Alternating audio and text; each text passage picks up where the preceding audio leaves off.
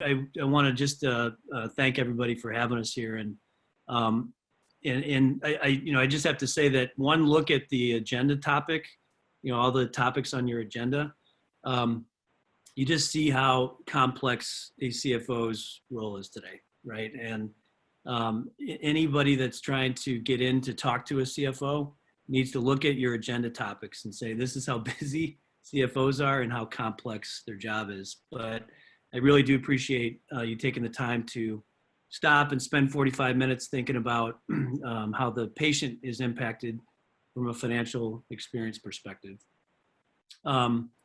Just a little bit on Flywire. We are a global payment technology company.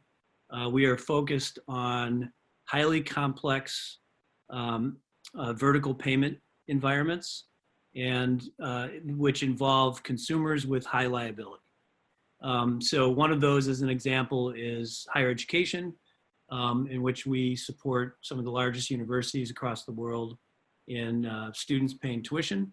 And then, of course, healthcare, which obviously fits into our thesis, which we manage about $10 billion in patient responsibility on any given day, and which involves 30% of US households that make a payment through the Flywire platform.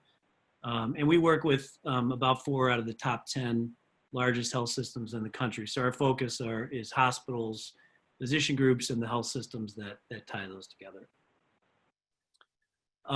So learning objectives. So what I'd like to accomplish today with each of you is we talk a little bit about the growth of digital channels, particularly during COVID-19, in terms of how that's accelerated dramatically. Also reviewing the some patient survey data that we have been involved with, and some that we have just researched that reveals an increasing demand for affordable solutions.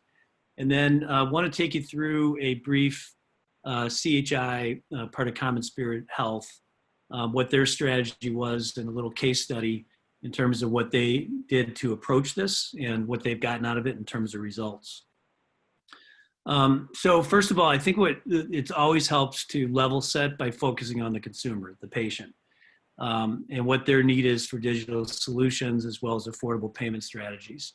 While we do lots of things around the back end and making sure that the operations, run smoothly from a payments perspective, I think the focus on the patient should always remain in the center in terms of decision making. We're all consumers, right? So all of us use digital communications, we make digital payments at some level, whether it's, ordering your car with Uber, scheduling a flight, or more recently with COVID, if you live in my house, it's even ordering groceries and getting them delivered to your home. So we're all consumers and the patients are no exception. And the patients are really starting to compare what they're used to on a daily basis to even their experience at the hospital or the physician group. And when you look at healthcare traditionally, and I've been working with patient billing and payments for the last 25 years, and there's really just been this, I would have told you 10, 12 years ago that we would have been 100% paperless and digital by now. Wrong, we were. And so healthcare traditionally has been slower to adapt. The demographics, as we know, are the world. So it isn't a demographic like higher education where you've got the 18 to 22-year-olds. It's every walk of life. So that's one of the reasons it's been slower. But one of the things, McKinsey put a report out recently that the digital adoption has vaulted forward 5 years in a matter of 8 weeks. And that's really because you've got first-time users that may not have been as comfortable using digital for payments and shopping experiences. But 75% of those that have become new users are going to continue being users. And we spend 37% more time online.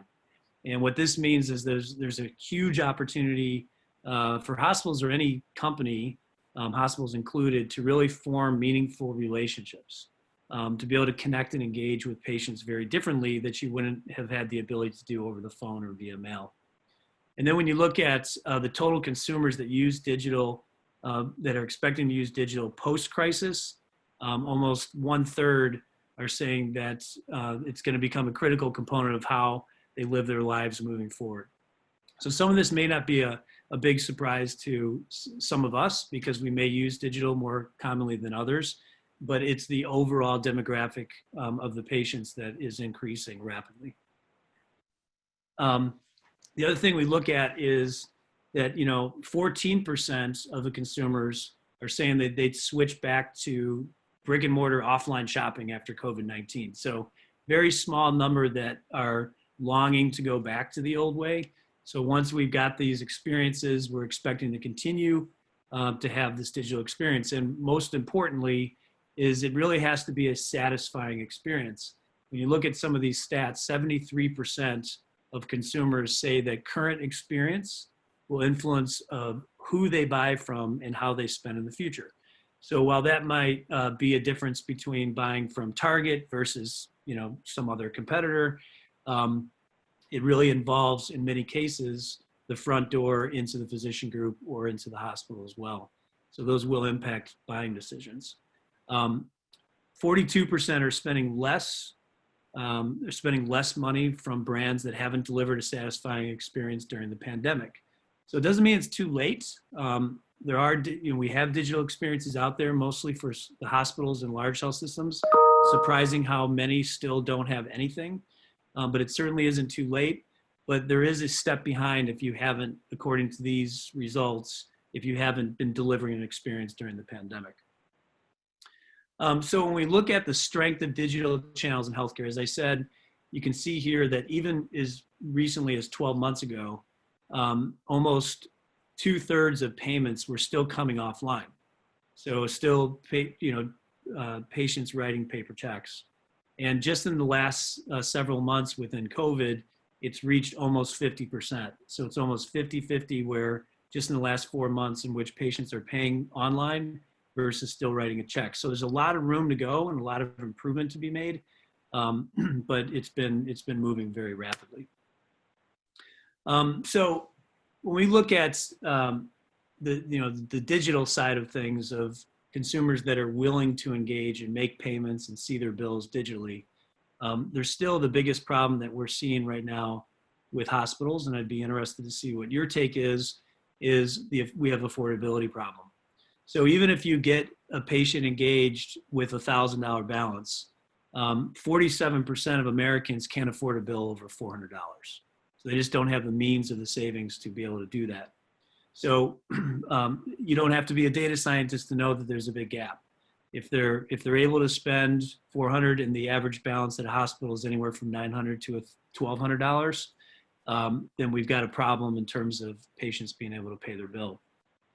The other is 25%, as we know, deductibles have increased over the last 5 years. That's really been the biggest cause of the increase or the affordability issue.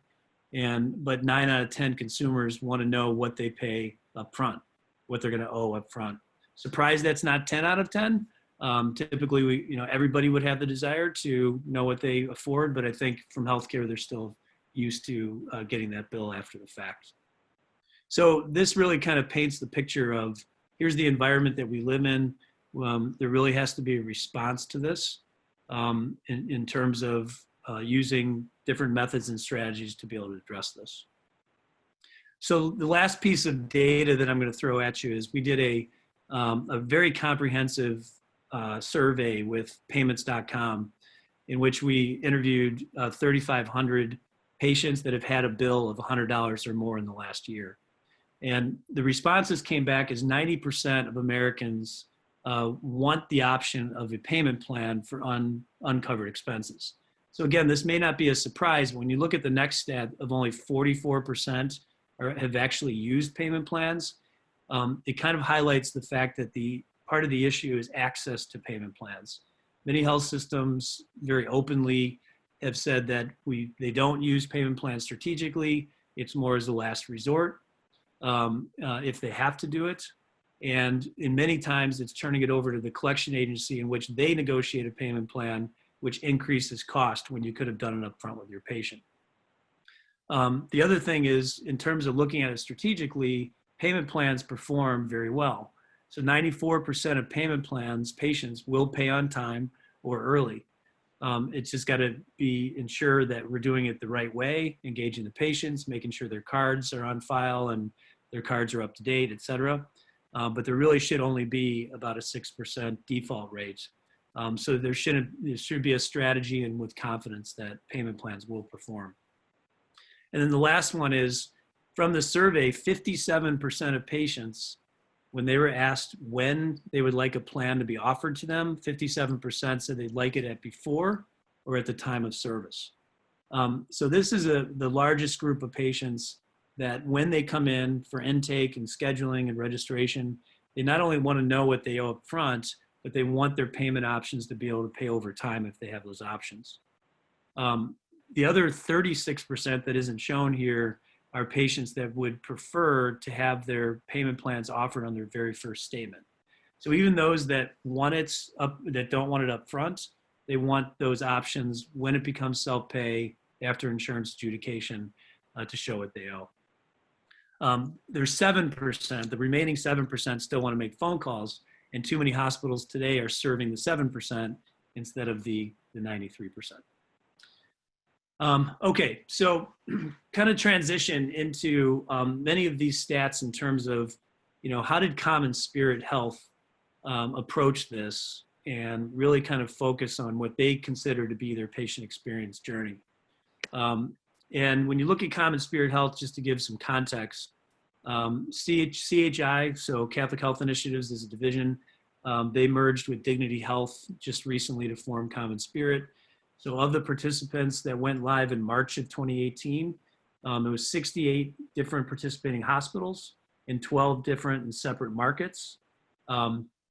They had 4 different EHR systems that they were using. It was Epic, Cerner, Meditech, and Star. And so extremely complex environment.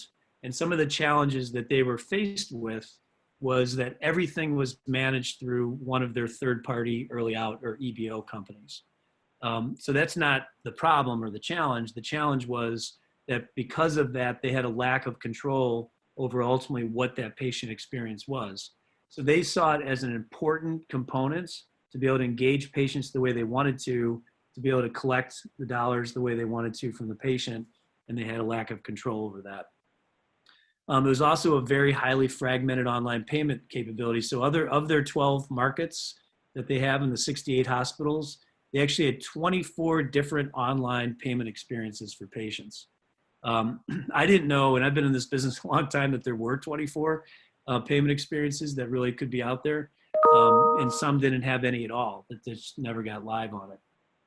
The other challenge was that all payment plans were set up manually over the phone. So they were sending bills, and they were also sending bills at the account level.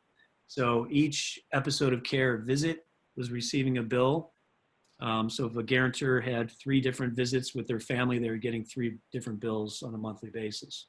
And part of that problem led into that payment plans were set up manually, and many times a guarantor was setting up 3 separate payment plans. They had limited transparency on the performance metrics. So when we worked with them and going through assessments, they couldn't even tell us how many payment plans they had, or they couldn't tell how they performed, what their default rate was, when they were set up, at what balances, et cetera. So that was hard for them to manage things and make decisions. They also had some difficulty managing balance adjustments, pullbacks, late charges.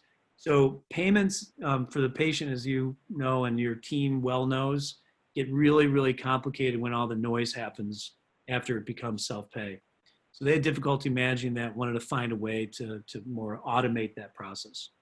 And then the last one is they wanted, the opportunity to improve collections on patient responsibility. Who doesn't, right? There's a big inventory in terms of the collection rate to what is uncollected. And they had a big focus on improving that, especially in the state they were, in which they had some difficulty on the self-pay side.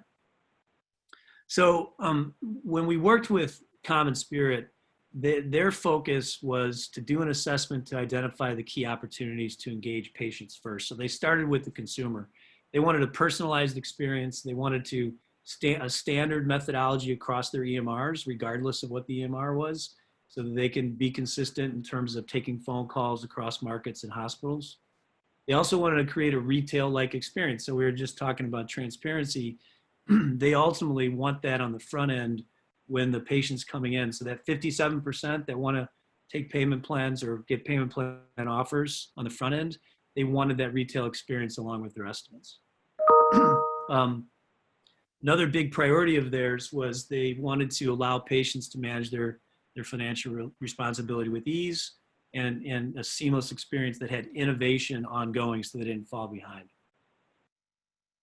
So the other parts of this is they're looking for key improvements for the patient financial experience itself. So they wanted to make this easier to understand. Their statement prior to this, as I said, was visit-based. It was highly complex in terms of providing information that didn't connect with what insurance paid and how it explained what they owed. They wanted affordable options presented throughout the journey. So again, pre-service to post-service. They wanted to be able to provide payment plan options automatically and be able to automate that process when a patient wanted to set up their plan. So 100% of the plans were being taken over the phone. That's not a good patient experience. Nobody wants to call and ask for a plan. And then it was taking up a lot of call center time. And then last, on the patient financial experience side, they wanted to focus on a mobile and online experience that they can access anywhere. So with their 24 different solutions that they were using out there, only one of them really had mobile, and mobile has been the largest increase in terms of how patients are paying online. Okay.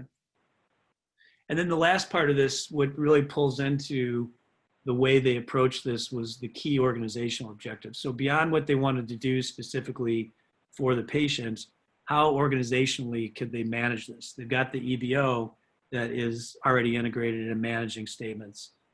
They had estimation vendors that were working on providing estimates. Other collection vendors that were ancillary collection vendors. So they had to, and the last one was banking. They used PNC for their bank. They had to make sure that everything was integrated from a strategic workflow with these partners.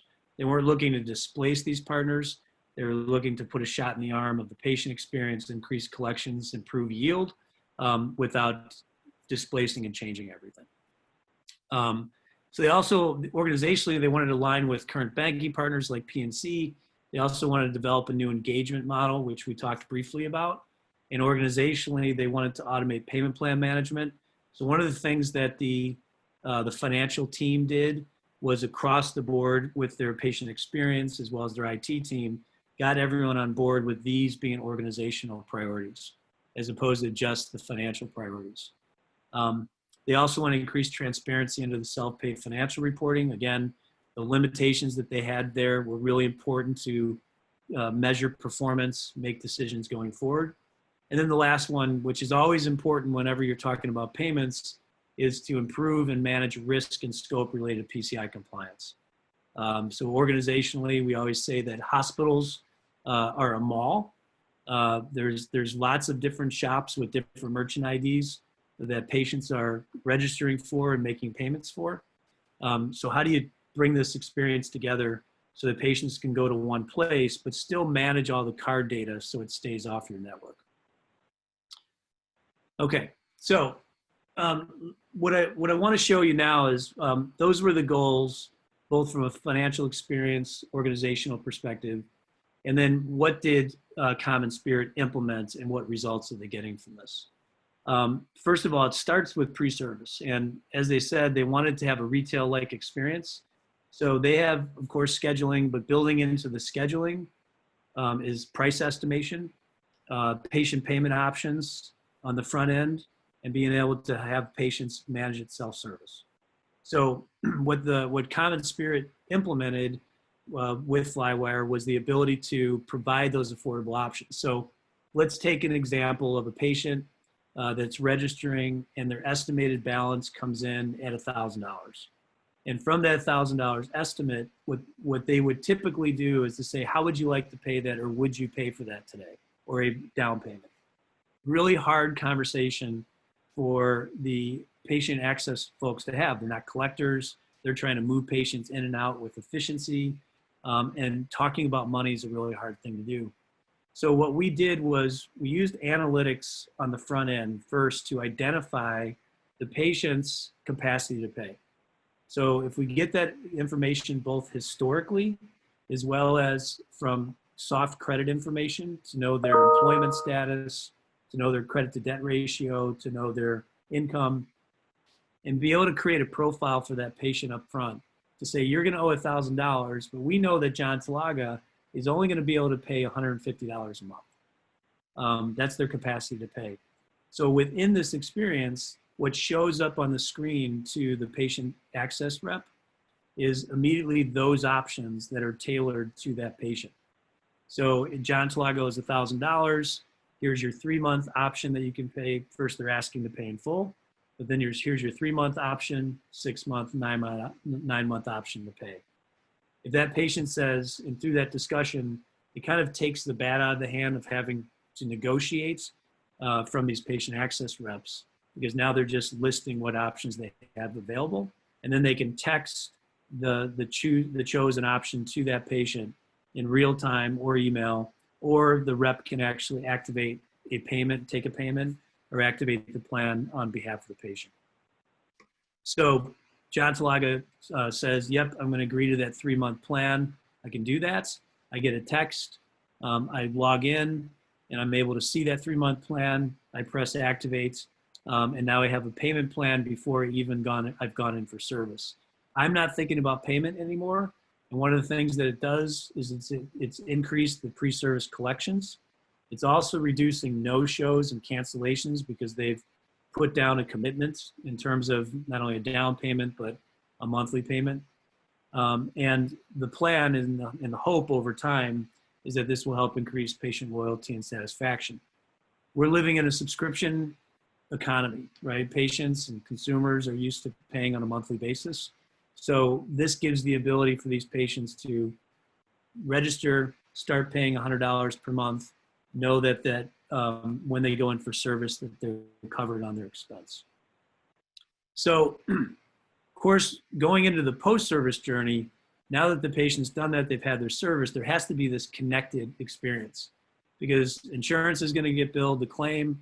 Of course, there's going to be an adjudicated balance, and then there's going to be a balance due. So what has to happen is that connected experience, if you're allowing that patient to set up a plan up front, we have to be able to identify when that plan is set up, what the amount is, and what the difference between the balance due and the estimated balance in which they set up, and automatically adjust those balances and communicate that out to the patient. So it's really important. If it was important for CHI, and I think it's important for all of our customers, that if you're going to allow a payment plan to be set up front, that you're able to adjust those terms and those balances on the back end. So what they looked at on the post-service side, not only connecting to the front end, but they wanted to, as I mentioned, change to one bill, one balance, and one payment. So instead of sending separate statements out to each of the patients, on an episode of care basis, they created a guarantor. We helped them create a guarantor bill, so the patient or the guarantor is getting one statement per month per patient. They also wanted the personalized payment options, engage patients in self-service, and of course, integration with the EHR and partner systems. So what we did in terms of marrying the pre and post-service experience is, again, on the post-service side, as well, there is, sorry, I just got a pop-up which distracted me. But on the post-service as well, there's analytics that are driving that. So I mentioned on the pre-service side of identifying that patient's capacity to pay. Well, it doesn't stop on the back end as well. Have to identify a couple things. What can that patient pay? Has the balance changed? Can they still afford this option? Should we change it, or should we keep it going and extend the term? All of these things go into an algorithm in which CHI ultimately controls and has inputs, and that drives the communication of the content out to the patient. The second thing it does is there's what's called an omnichannel communication experience to the patient, meaning that if a patient wants paper and they want text or they want email, those are things that certainly a patient can choose. But what we're doing instead is seeing which type of medium is the patient actually going to engage in. So if we're sending a statement, we're sending a text, and they write a check off their paper statement, or they engage and make a payment off their mobile phone, our system is logging that and looking at this is the patient's preferred way to communicate, and that becomes the predominant way in which we communicate with that patient. So that happens both from the very first front-end experience and then continues in terms of how the patient interacts with the hospital ongoing. So there has to be this omni-channel so you can write a check. One of the things that we do from the patient experience, when this is an example of what their patient statement evolved into, is this example of these are two separate visits in which they typically got two separate statements, which ultimately would have been on two separate payment plans. We consolidated this into a single monthly bill, so it lowered the amount of statements that were being mailed out and postage. But it also made the experience easier for the guarantor to say, here's my total balance due, and then we're driving what we call offers on that statement. So you can pay in full, you can extend a discount for prompt pay if you choose, and then and then here's your options for setting up a payment plan if you choose. So this payment plan option is tailored to the patient, again, based on their ability to pay and their balance due. And they have the ability to, on the paper statement, so again, we're serving all patients, all demographics, all preferences, then we're allowing the patient to even write a check on that installment amount. So if it's $253.95 a month, patient writes a check for $253, it goes into the lockbox. We're receiving the lockbox file. We're identifying that the patient wants to activate a plan. We're then activating that plan for the patient automatically into the EMR. So if it's Epic, as an example, we're setting it up through billing indicators, which are native ways for Gary Holden, which are native ways for that to work. And then for Stars and Meditech, we use schedules and we use agency codes. But the idea here is however the patient wants to activate their plan via text or online, they can do that. Sorry, I'm getting some back of noise. If somebody can go on mute there. So of course we're pushing as many patients as possible to go online. And this is an example of what it looks like on the online side. So while I can write a check, we're driving patients to log in online, whether it's mobile or desktop. And the patient is then seeing those same offers or options that they have on their screen. So I see it on my paper statement, $253.95 a month. I can go online to be able to see those same options. But once I go online, I get additional options beyond what was on my paper statement. There's several ways that CHI is using to drive their patients to online, because that's the experience we ultimately want and the patient ultimately wants. So this is an example of how they can go through and select what option they want. One of the things that I'll mention with CHI is they've driven a consumer experience by implementing a service fee for when a patient activates a payment plan. That's an optional thing, but what it does is it completely changes the patient behavior. Typically, patients will set up payment plans and say, well, I'll just do the highest term that they'll offer me, they'll allow me to do. But in this case, if they have a $3.95 per installment payment, it's getting more patients to pay in full if they can, and then choose shorter terms for those patients that need it. Okay, so that's this.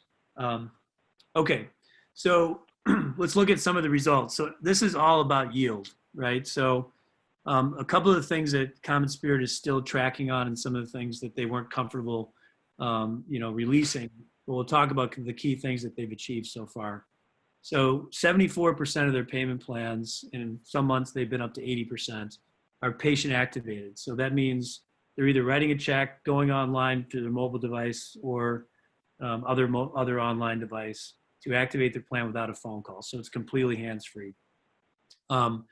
Their average payment plans are at 12 months. So their term is only 12 months, when prior to this, it was in the high 20 months because of how patients were just activating plans over the phone. There was no capacity to pay, kind of driving what those offers were. They've also increased self-pay cash collections. So as of the end of last month, they've gone up by 14%. That is a huge number for a system, as you would guess, for CHI having 68 hospitals. So they've been continuing to increase on a regular basis. And with their continued rollout of the pre-service side, they're expecting that to increase further. Their online payments have increased dramatically. So this one was in the 80% range, but we have to understand that they had a very, as I said, fragmented, rudimentary experience. But it was a dramatic increase where most patients were just writing checks and receiving paper statements. There's been a dramatic increase on the online payments as well as digital experience. And then last, they've improved the metrics visibility. So now what they are able to do on actually a daily basis from the interface is be able to see how many payment plans they have, when patients have set up those plans, should they make any adjustments on those because they're offering potentially terms too high, and they know what the default rate is, et cetera. And of course, what their collection rate is compared to their baseline and how they've improved on a regular basis. So we continually track those things, and those things that they frankly didn't have access to in the past. They now see this on a regular basis and are tracking to that. And then last but not least is enhancing the patient experience and transparency. So, while this sometimes can be a soft, kind of a soft benefit because you can't track it, we've just kicked off the ability to have surveys at the end of each experience when the patient makes their payment or receives a bill online. And this short survey they fill out, we're tracking that and creating a net promoter score. And with our other customers, we've had net promoter scores that have ranged in the 50, which is higher than some of the most popular consumer brands. So we're going for comparison. We're competing for the patient's attention. So we're going for comparison to any normal retail or consumer experience to make sure we properly compete and win that patient's attention and make a payment. So there will be net promoter scores that we're going to be tracking in the coming months for Common Spirit as well.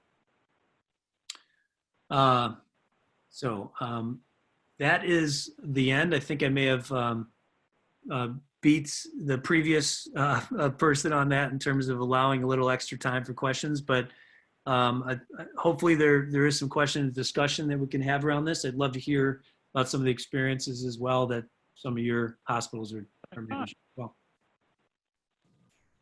Well, thanks, and we'll do just as we did for the last presentation, where we'll throw the mics open, and while folks are jotting down their questions or trying to figure out how to unmute themselves and ask them, I can give you I can combine and paraphrase a couple of things that came in the chat box along the way. So the first was, and this came in when you were talking about CHI and their fragmented payment acceptance model.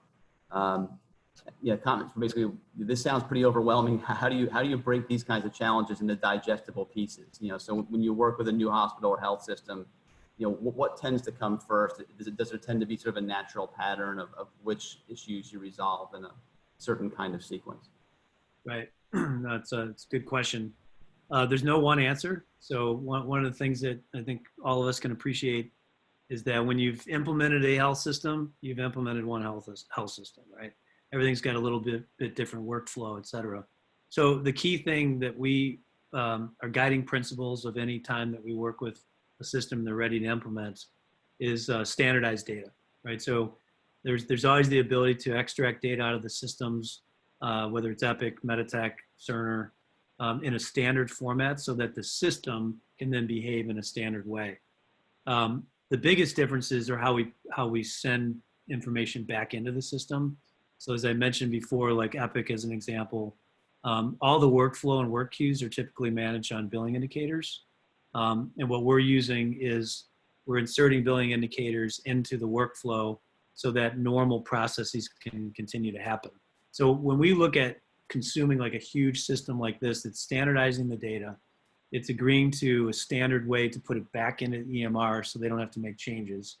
And then it's really just around going around best practices in terms of what we've seen with other hospitals and figuring out what it is that they want to accomplish, and figuring out how, again, every single one of our customers, with maybe the exception of a few, a handful, send a consolidated statement. That's also sort of a starting point and guiding principle, because for this to work, there has to be some changes to be able to send one statement out, and there has to be the ability to set up one plan for the patient. So we manage that on our side. So instead of trying to get the systems to do that, if they're not set up to do that, we do it on our side and then fill and integrate back into the system through billing indicators and codes. So hopefully that answered the question, Chris. I'm not sure if that hit every part of what was being asked. Well, if somebody jumps in with a follow-up, we'll know. Yeah. The other one was, what does onboarding tend to look like? So how does this process sort of spin up, and what's the expectation from the hospital as to what they need to be able to contribute or produce, either in terms of time or staff, or even how do they tend to organize these projects as they launch them? Yeah, I think the key thing there is while IT will have a role in this, is to get their buy-in, to understand what it is that they're looking to accomplish and why they're doing it. IT is really about creating extracts and then being able to consume the data and being able to help with UAT. But it's typically, from the IT perspective, it's about 30 hours from start to finish on a project. End to end, from start to go live, is typically 10 to 12 weeks. And that includes, an aggressive user acceptance testing process. But really, it is the rev cycle team that carries, most of the load, in addition to, like in our case, Flywire, in which we're probably carrying the bulk of the load. But it's around them making decisions, deciding what limits they want to put on the payment plan offers. As an example, we'll bring best practices in terms of what those offers should be and what the capacity to pay will help drive that. But ultimately, they're putting the inputs in to make those decisions. What is the maximum payment plan? Like, I don't want a payment plan over up to $1,000 go beyond 12 months. So there's a lot of decisions, but typically it's a 12-week process and go live. And I think it's really just IT and the rev cycle team that are primarily involved. And sometimes we like to involve the patient experience team if that's prevalent at the health system, because it really is impacting how patients are engaged. Okay, thanks. That level of configuration, then, does that wind up, as time goes by, are those things that can be configured on the hospital or health system side, or is that something they kind of come back with you? If they're so specific that they want to be able to say, in the $1,000 and under bracket, I don't want to go more than 12 months. I might go 30 months for 2,500 or that kind of thing. Is that something they continuously work with you as they want to refine and change that over time, or is that something they can drive from their side after they initially start the relationship up with you? Yeah, it's a good question. So that's really a choice of the health system. So health system may decide to make those decisions and changes based on data that we're giving them. Or we have machine learning as part of this, where it will automatically adjust as it learns more about how the patient's interacting.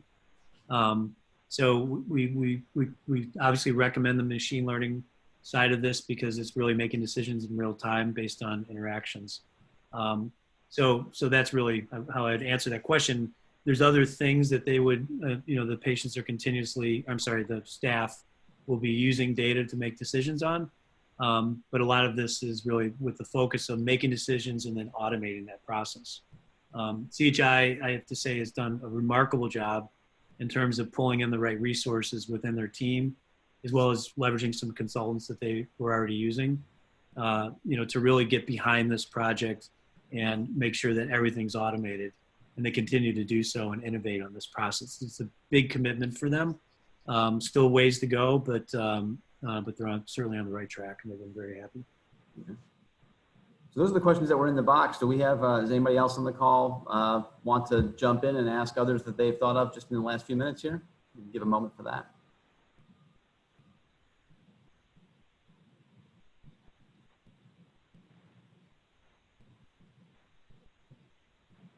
Okay. Well, One thing I'll mention, because I caught the end of the transparency presentation, and one of the things that we're thinking about with some of our strategic healthcare hospital customers is when they look at transparency, ultimately they're doing what the transparency level of what they want to do on the front end now. Doing it estimates, trying to give the patient a clear indication of what they're going to owe, as opposed to some of the direction the regulations are driving it currently. So when we look at setting yourself up for transparency in the future, it's getting that estimate accurate.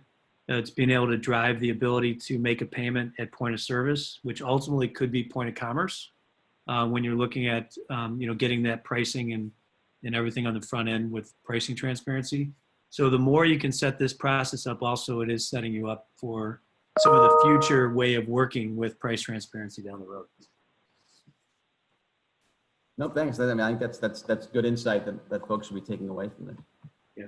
Well, I don't see anything else coming into the box, and everybody else seems to be shy. So far, everybody's just typing their questions in and lurking instead of wanting to jump in and speak up. So thanks again for sharing, I think, a lot of interesting insights. I mean, particularly those metrics you presented on, what patients are reporting themselves in terms of their preferences and their expectations are things that I don't think probably our members have generally seen before. Right. Excellent. Well, thanks again.